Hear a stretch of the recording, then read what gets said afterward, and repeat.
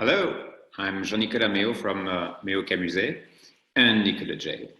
I have now a 30-year experience in winemaking in Burgundy at the family estate. Here, the Mayo Camusé, located in Vosne with great holdings in Clos Vougeot, Vosne-Romanée, Nuits Saint-Georges, etc. And Oregon was a great opportunity for me, a great adventure, thanks to my partner, Jay Boberg. Hello, I'm Jay Boberg, and I have not been making wine for 30 years.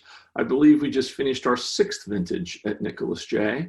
I had a long history in the music industry, IRS records, and various other fantastic exploits with bands. But in the music industry, I was known as the wine guy and have a long history of being very grateful to drink lots of wine and drink plenty of wine with my partner, Jean-Nicolas Mayo, who I met in 1987 at Penn when I was there with a band visiting my sister, inviting her out to a show. And instead I got invited to a party or dinner or something or another, and had the good fortune of meeting Jean-Nicolas, and we've been friends ever since.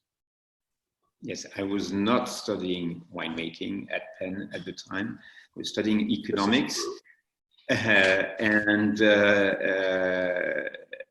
I was going to work at the family estate. That was already in the plan. But I was not sure I was going to do that for a long time. So studying, I had a background in business, and studying economics in the States was a kind of plan B if I didn't like it with winemaking. Obviously, I'm still there doing my wine 30 years later, so it's been, I did like it. But now, as a result of your ongoing friendship with me, I've dragged you to Oregon, and now you're spending many months of the year in Oregon and traveling back and forth and making wine on 2 continents and telling Tracy and I exactly what to do.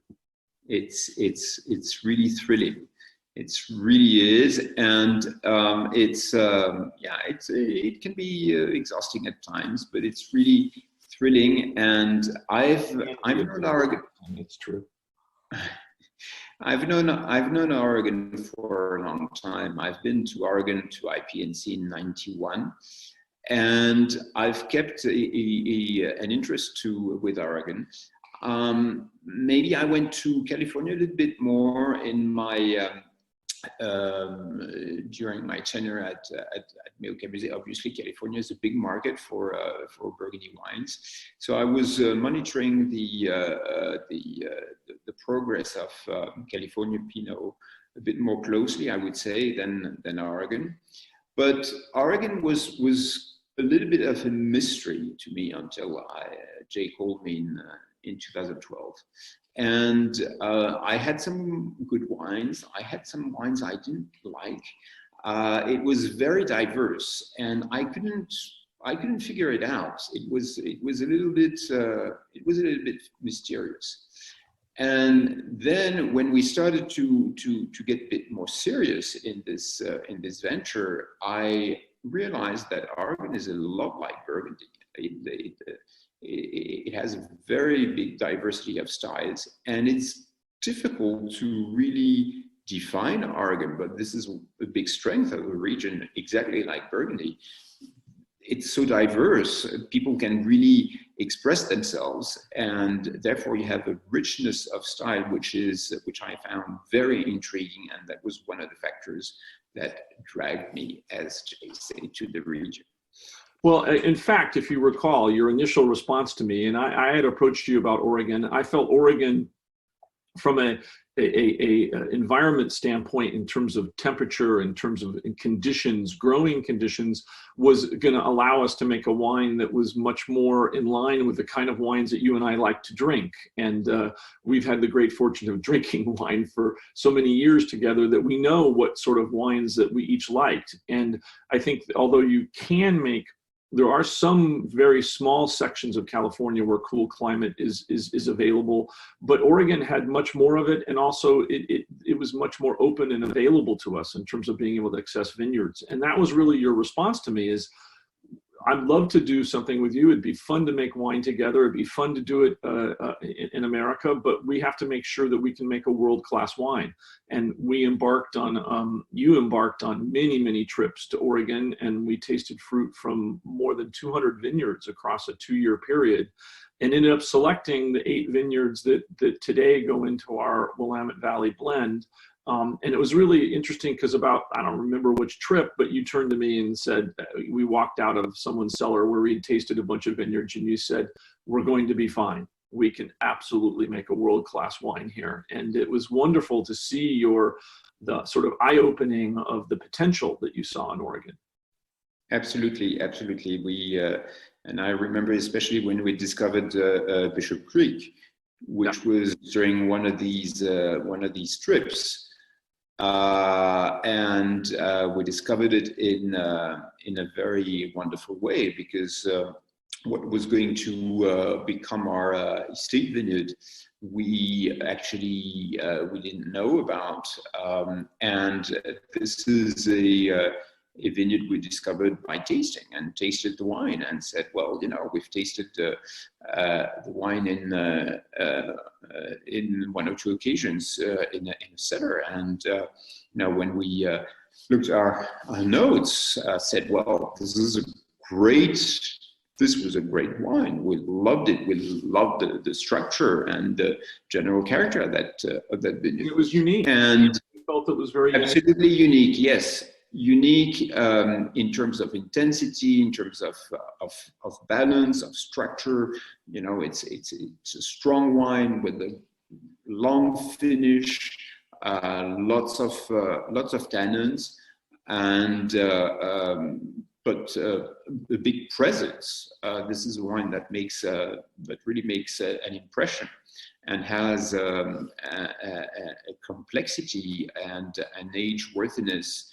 Which is remarkable. I remember we tasted, because this is there aren't that many examples of Old Bishop Creek, but we did taste one of them when we discovered that the vineyard was for sale. And we said, well, this is a great opportunity if we can buy this vineyard. If it has this age capacity, this is a great opportunity. And yes, we discovered a few weeks after that it was on sale, was for sale, and that was wonderful. It's a vineyard that had the famous line when I said, I had found out that the vineyard had come up for sale, and I said, that wasn't really our plan. And you made the now famous line, the reason why we made a plan is so that we can change it. And I said, okay, all right, let's do it, let's buy it. And we figured out a way to get the money together, and off we went. And boy, what a great decision that was. I mean, I think you always, in any adventure in business, or you end up looking back at certain things that were just sort of serendipitous, and the ability for us to buy Bishop Creek turned out to be a fantastic turn of events for us and for Nicolas Jay. The reason it was not in our plan was that we had anticipated making a blend, which we do, of course, and buying from various sites. And when we first tasted Bishop Creek, it was to try to see which vineyard we could access. This one was a bit special since we ended up buying it, but it was also to research other wines and other fruit we could buy from. So the idea was to really craft a blend to give an idea of the spirit of the Willamette Valley, of what we can do in the Willamette Valley.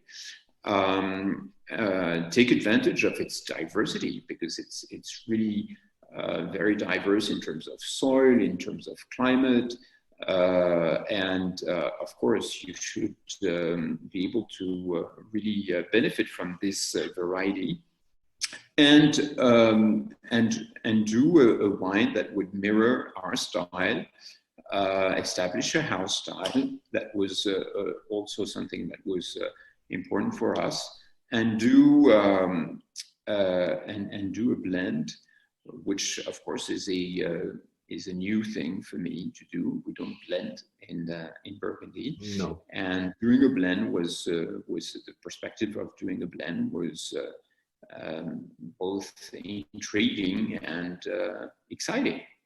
Well, it was also from some of the vineyards that we thought, I mean, after having tasted so many wines from so many different sites, we ended up with 8 of what at least you and I think are the best vineyards in the Willamette Valley. So everything was always aimed towards the best, or at least what we thought was the best. And when you look at the lineup of, Temperance Hill and Hopewell and the Nisa Vineyard and Momtazi and of course Bishop Creek and La Colina and the various, the whole Highland, the 8 vineyards, that really is a kind of top 10 list of vineyards in the valley. And we're very, very fortunate to work with great farmers to be able to have access to such incredible fruit. There was a little bit of trial and error, of course, at the beginning, but most of the vineyards we have been working with since the beginning, Momtazi, Nisa, Hopewell and La Colina. So we were quite fortunate with our choice, and we were very lucky to be able to work with these people and with these vineyards right on.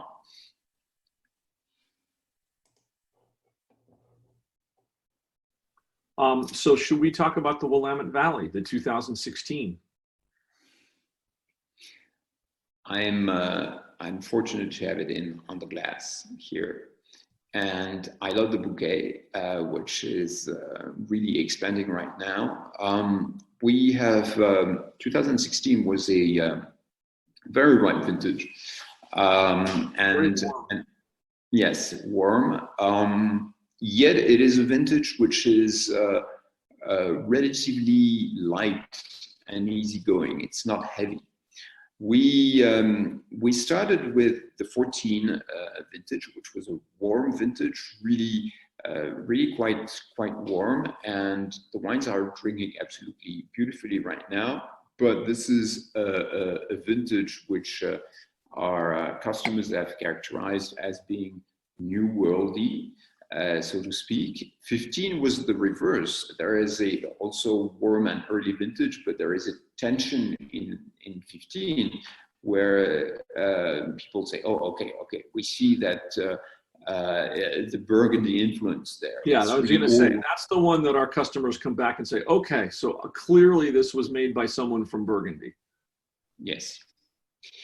And 16 kind of a mix of the two, I would say. It's sort of a little. Yes, 16 is a mix of the two. Yes.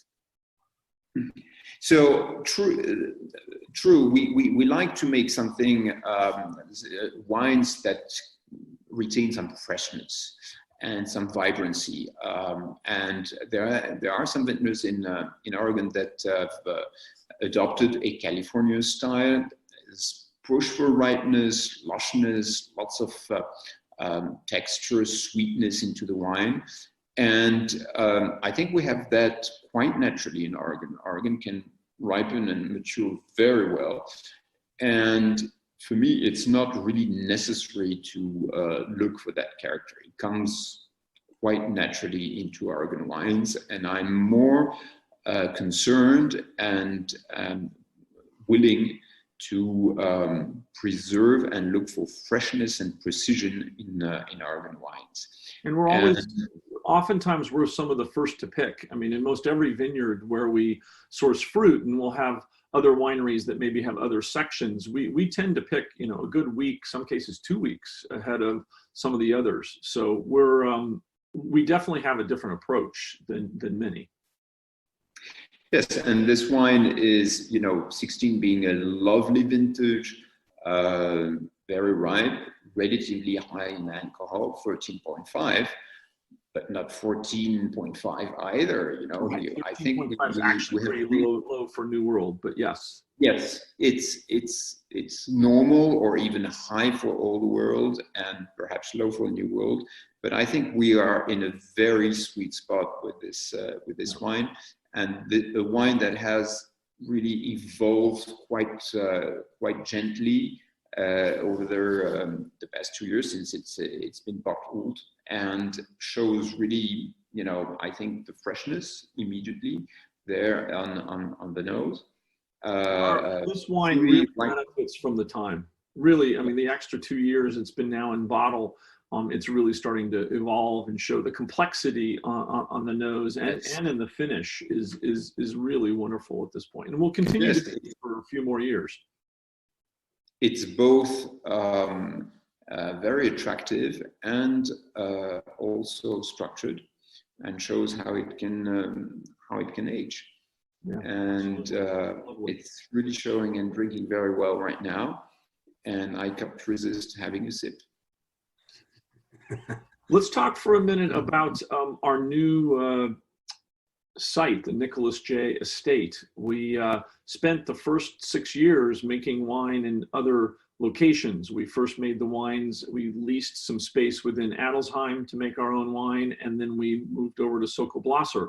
But in 2020, this year, we hope to move into what used to be known as Dudley Ranch, but is going to now be the Nicolas Jay Estate. And it's not an old barn, but a barn that had been in existence for a period that we've renovated into our own production facility and tasting room. And it sits on 52 acres and has about 25 acres that we will be able to plant. But I think we're both incredibly excited about actually having our own home. I mean, it's not like our partners that allowed us to use their space were terrific, and we certainly had the ability to make fantastic wine, but doing so in our own home is something that I think we're really, really excited about. Absolutely. No, it's going to be extremely exciting, and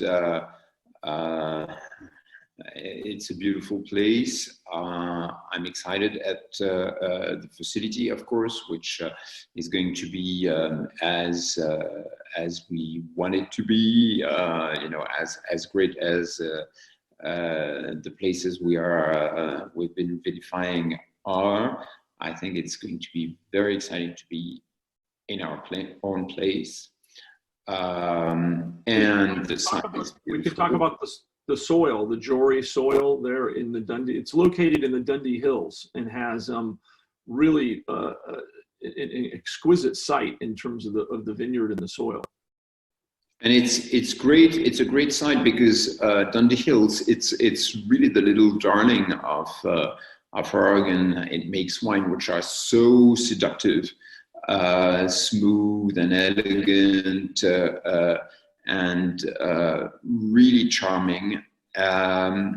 This is the back of the Dundee Hills, so it's a portion that is not totally planted right now, but I think we can. I mean, we have very high hopes for this because we can hope to have the elegance of the Dundee Hills with a little bit of extra coolness, yes, compared to what is currently planted. And this is really very promising. Yeah, it's going to be a cooler site for sure than most of the Dundee Hill sites. And as for our style of winemaking is exactly what we're looking for. Very exciting. We hope to make our wine there this year in 2020, and we'll do our first plantings in 2021.